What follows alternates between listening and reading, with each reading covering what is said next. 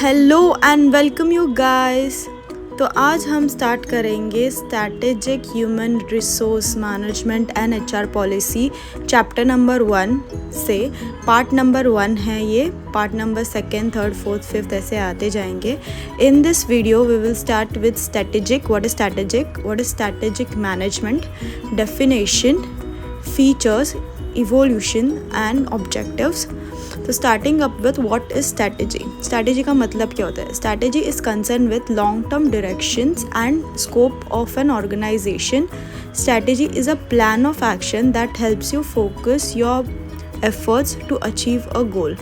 एक गोल हम सेट करते हैं, वो गोल को अचीव करने के लिए हम पर्टिकुलर प्लानिंग करते हैं, वो प्लानिंग को हम कहते हैं स्ट्रैटेजी। ठीक है, तो what is strategic management? Strategic management is the set of a decision and action resulting in the formulation and implementation of the strategy designed to achieve the objective of an organization। तो वही कि हम एक set करते हैं गोल, और वो set goal को अचीव करने के लिए हम लोग स्ट्रैटेजी बनाते हैं, उसको स्ट्रैटेजी मैनेजमेंट कहते हैं। This is primarily concerned with corporate objective, organization boundaries, matching the activities and organization to environment, internal structure, resource capabilities, acquiring, diversing and relocating resource, transacting the complex and dynamic set, visionary management. अभी ये सब आपको याद नहीं करना है, but आपको पता होना चाहिए कि हम क्या कर रहे हैं। ठीक है, कॉर्पोरेट ऑब्जेक्टिव्स क्या है स्ट्रैटेजी बनाने के लिए, कि वो कॉर्पोरेट ऑब्जेक्टिव्स रहते हैं, ऑर्गेनाइजेशन की एक बाउंड्रीज़ रहती है वो स्ट्रैटेजी प्लान करने में। मैच करना होता है activities of an organisation to maintain an environment also. तो इसमें इंटरनल स्ट्रक्चर डिस्टर्ब ना हो, इसके भी ये की जाती है। रिसोर्स कैपेसिटी क्या है, अपनी कैपेबिलिटीज़ क्या है, हम लोग कितना रिसोर्स प्रोवाइड कर सकते हैं, लोगों को कितना पैसा प्रोवाइड कर सकते हैं, रिसोर्सेज प्रोवाइड कर सकते हैं, इसके ऊपर भी स्ट्रैटेजी डिपेंड होती है। ये सब फैक्टर्स है जिस पे ये प्राइमरी कंसर्न होता है स्ट्रैटेजी बनाने के लिए। तो स्ट्रैटेजिक ह्यूमन रिसोर्स मैनेजमेंट क्या है? SHRM। ये सॉफ्टवेयर भी है SHRM, और ये बड़ा एक टर्मिनोलॉजी है। आप जब HR आपके पास हो जाएंगे, आप हायर स्टडीज़ के लिए जाएंगे, तब आपको ये पता चल जाएगा। तो स्ट्रैटेजिक ह्यूमन रिसोर्स मैनेजमेंट क्या होता है? Guide and align HR skillfully planned and it's a long term goal. Nature of employment is relationship, recruitment, training and development, performance management and reward and relation। ये जो SHRM है, this is a planned pattern है। ठीक है, एक planned pattern बना दिया जाता है for the development and activities intended. ठीक है, इसके to enable the firms achieve a goal. मतलब एक गोल को अचीव करने के लिए ये एक पैटर्न बनाते हैं, एक प्लान पैटर्न बनाते हैं। वो डिपेंड होता है कि एम्प्लॉय का नेचर कैसा है, उसका रिलेशनशिप कैसा है ऑर्गेनाइजेशन के बाद, उसको कितनी ट्रेनिंग की ज़रूरत होती है, वो कितना अलाइन हो सकता है। तो ये सबको और ये एक लॉन्ग टर्म प्लान है, लॉन्ग टर्म गोल है। ठीक है, SHRM is a long term goal. Next उसके 4 कंपोनेंट्स कौन से हैं, 4 इंपॉर्टेंट कंपोनेंट्स कौन से हैं? कि HR act as a basic primary resource, policies and practices, pattern and planned apply, और लास्ट है people, practice and planned pattern. ये हम लोग 1 by 1 देखेंगे क्या है।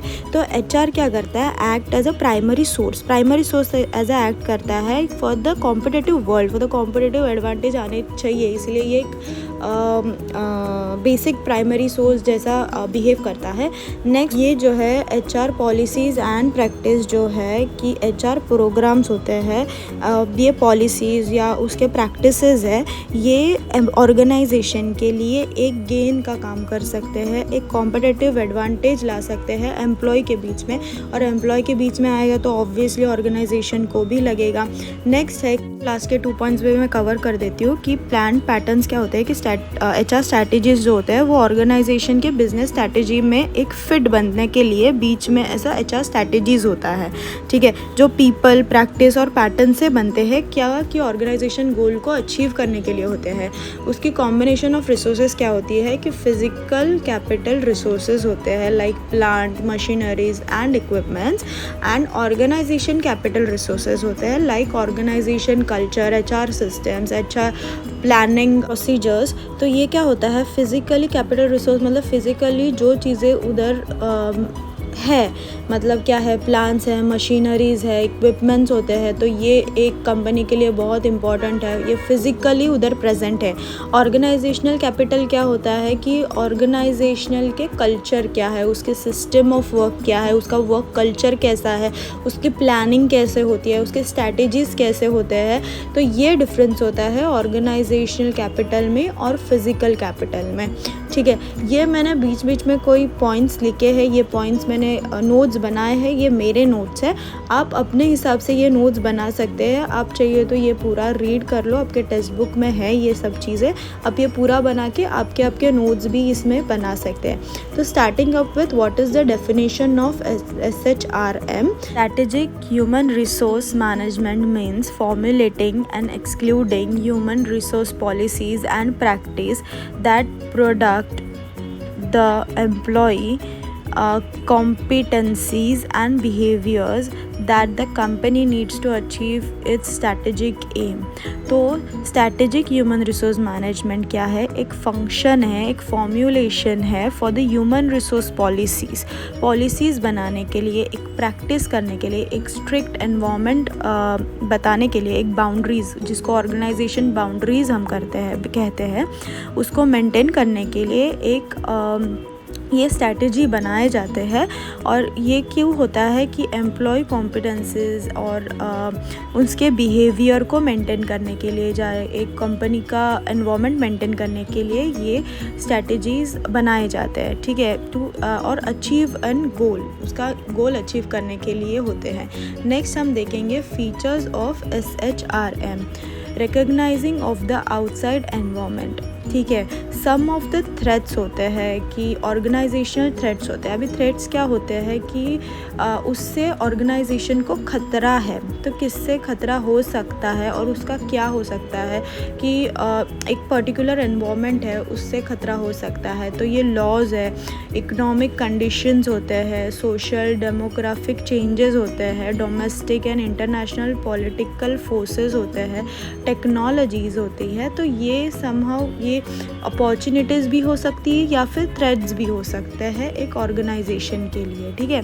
तो स्ट्रैटेजीज़ हेल्प करती है मैनेजर को रिकॉग्नाइज करने के लिए कि ये एक थ्रेट है कि अपॉर्चुनिटीज़ है फॉर दैट पर्टिकुलर एरिया और फॉर दैट पर्टिकुलर ऑर्गेनाइजेशन, ठीक है। प्लीज़ नोट डाउन कर लेना ये। नेक्स्ट है लॉन्ग रेंज और focuses on the expansion of the process, considering of all personal, all the employees of the firm, hourly and operational personnel, integration with corporate strategies, firm integrated with the firm overall corporate strategies, goal setting, policies and formulation and allocation of the resources। जिसको बार बार change करना ये possible नहीं है, frequently change करना possible नहीं है, इसलिए ये लॉन्ग रन फोकस होता है इसका। ऑल पर्सनल क्या होता है कि HR क्या करता है, सभी एम्प्लॉयज़ को एक साथ जोड़ के रखता है ऑपरेशंस के वजह से, मतलब एक साथ काम करने के लिए जोड़ के रखता है। इसकी नेक्स्ट है integration of the corporate strategies, मतलब ये एक स्ट्रैटेजी है, एक इंटीग्रेशन है to bond the overall firm together and एक कॉर्पोरेट स्ट्रैटेजी बनाने के लिए। नेक्स्ट है गोल सेटिंग्स। तो गोल सेटिंग्स एक क्लोजली एसोसिएटेड गोल सेटिंग्स है, पॉलिसी फॉर्मुलेशन है, एलोकेशन होता है, एक टॉप मैनेजमेंट टीम आती है और एक गोल सेट होता है। ये एम्प्लॉयज़ को दिए ही जाते हैं गोल्स, सभी के लिए गोल्स होते हैं, अचीवमेंट्स होती है और फिर वो अचीवमेंट्स के लिए स्ट्रैटेजी बनाई जाती है। ये स्ट्रैटेजी और एक टीम के लिए अलग अलग होती है। हर एक टीम को पता होता है कि अपने को क्या अचीव करना है नेक्स्ट 1 मंथ में, नेक्स्ट वन वीक में, और कुछ जगह पे तो एक दिन का भी टारगेट होता है। जैसे कि बैंक्स में हम अगर देखें तो हर एक दिन का टारगेट्स होता है, ताकि मतलब एक बैंक के एम्प्लॉय को हर एक दिन का टारगेट होता है कि उसको कितना अचीव करना है, उसको कितने एफडीज़ बनाने हैं, उसको कितने सेविंग अकाउंट बनाने हैं, कितना एम्प्लॉयज़ को जोड़े रखना है। ये भी एक टास्क होता है एक गोल सेटिंग के लिए। तो ये सब है। नेक्स्ट हम देखेंगे कि इंटरनल रिलेटेड क्या है। SHRM is related with business strategies and miscellaneous क्या है कि strategy formulation task with manager and स्ट्रैटेजिबिलिटीज़। तो फर्स्ट इसमें लिखा है कि इंटर रिलेटेड मतलब क्या है कि SHRM जो है ये रिलेटेड होता है बिजनेस स्ट्रैटेजीज से। फॉर्मुलेशन ऑफ बिजनेस स्ट्रैटेजी और HR स्ट्रैटेजीज ये इंटीग्रेटेड होती है कि इंटरनल पार्ट होता है, और इससे एक दूसरे का मतलब कितना रिक्रूटमेंट चाहिए, किसने को ट्रेनिंग की ज़रूरत है, कितने का परफॉर्मेंस अप्रेजल चाहिए, ये सब इंटर रिलेटेड होता है। ठीक है। नेक्स्ट हम देखेंगे मिसलेनियस। इसका मतलब है कि strategic formulation task with manager. तो मैनेजर और HR प्रोफेशंस जो है वो एक साथ टाई अप होते हैं टू सी की, वही मैं बोलूँगी कि टू सी के रिक्रूटमेंट कितने की ज़रूरत है, ट्रेनिंग कितनों को ज़रूरत है, किसको कितना अप्रेजल की ज़रूरत है, ये सब देखने के लिए ये दो चीज़ें मर्ज होती है, मतलब एक साथ आती है। स्ट्रेटेजिक कैपेबिलिटीज़ मतलब मार्केट में कितनी कंपटीशन है उसके बारे में। ठीक है। नेक्स्ट हम देखेंगे evolution of SHRM। It is older than Taylor's theory focus on labour relation and staffing. TISCO first company main aim of HRM। SHRM focuses on 4 aspects: use of planning, integrated approach in designing and implementation, matching of HRM policies and activities, strategic resources for achieving advantage। इसका पहला ये मैं बोलूँगी कि older than Taylor's जो है वो scientific management theory है, और ये Fayol जो है वो administrative theory है। ये during 1930s और 1940s में हुआ था। ये एक HR function started gaining importance, बहुत इम्पोर्टेंस हुआ था mainly due to war conditions के वजह से ये प्रैक्टिस में लाया गया था। इसमें मेन फोकस जो था वो लेबर रिलेशन और स्टाफिंग के बीच में था। टिस्को जो थी ये फर्स्ट कंपनी थी जिसने पर्सनल डिपार्टमेंट को HRM में शिफ्ट किया था, मतलब कन्वर्ट किया था, रिप्लेस किया था। ये कभी हुआ था 1947 में, और ये रिप्लेस कब हुआ 1970s में। इंट्रोडक्शन ऑफ पर्सनल डिपार्टमेंट कब हुआ 1947 में। ठीक है। दिस चेंजेस ये टर्मिनोलॉजी को एक ऑब्जेक्टिव लाने के लिए, एक बाउंड्री लाने के लिए और इसके फंक्शनिंग के लिए उसका main HRM achievement of the organization goal. तो HRM एक ऑर्गेनाइजेशन गोल्टेड वर्कफोर्स लाया, एक स्ट्रैटेजिक फिट लाया और स्ट्रैटेजीज बनाए। ठीक है। तो इंक्रीज द कंपटीशन को इंक्रीज करने के लिए, एक डायनामिज्म लाने के लिए वो ऑर्गेनाइजेशन में उसके मैनेजमेंट के फंक्शंस के लिए उन्होंने बहुत सारे नई चीज़ें अडॉप्ट कर ली फॉर द स्ट्रैटेजिक रोल। ठीक है। नेक्स्ट हम देखेंगे कि ऑब्जेक्टिव ऑफ HRM क्या है। Availabilities of skilled workforce, motivated workforce to achieve sustained competitive, positive perspectives, critical issue related to people can be addressed, strategy decision making, major and long term impact, provide direction in the unstable environment। ठीक है। Objectives था क्या थे SHRM के, ये क्यों लाया गया कि जो मेन फोकस था ये अचीव करने के लिए, एक सस्टेनेबिलिटी, एक लॉन्ग टर्म गोल अचीव करने के लिए, एक वर्कफोर्स को मोटिवेट करने के लिए ये लाया गया।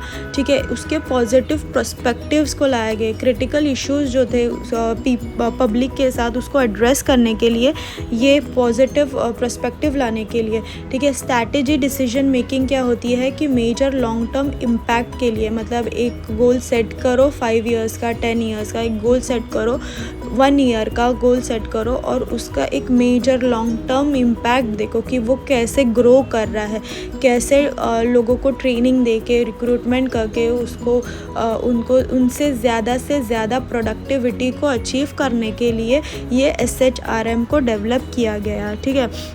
नेक्स्ट था provide direction in unstable environment. तो क्या होता है, कभी कभी बिजनेस नीड के वजह से और ऑर्गेनाइजेशन को नुकसान हो सकता है कि थोड़ा अनस्टेबल हो गए, कुछ एम्प्लॉय अच्छे से कोलैबोरेट नहीं कर पाए और उनका इम्प्लीमेंटेशन अच्छा नहीं था। तो ये क्या होता है, एक HR पॉलिसीज़ होती है, उसके प्रोग्राम्स होते हैं, तो ये अच्छे खासे उसको उन लोग को गाइड करने के लिए, उनको एक डायरेक्शन देने के लिए ये प्रोवाइड डायरेक्शंस एंड ये ऑब्जेक्टिव्स ऑफ HRM हम लोग देख रहे हैं आज। ये जो डायरेक्शंस है ये यूजुअली मैनेजर्स या फिर टीम लीड्स ये देते हैं ये। बट अगर क्लियर ना हो, मतलब अगर गोल ही क्लियर नहीं होगा तो बेचारा करेगा क्या। तो इसीलिए it is very important to provide directions to an employ. एक पॉजिटिव एनवायरनमेंट को स्टेबल करने के लिए, एक पॉजिटिव एनवायरनमेंट कंटिन्यूसली मेंटेन करने के लिए ये बहुत ज़रूरी होता है, ठीक है। तो नेक्स्ट हम देखेंगे कि अलाइनमेंट ऑफ स्ट्रैटेजीज़ कैसे किए जाते हैं। तो बिजनेस स्ट्रैटेजी को हॉरिजेंटली एंड वर्टिकली अलाइन किया जाता है।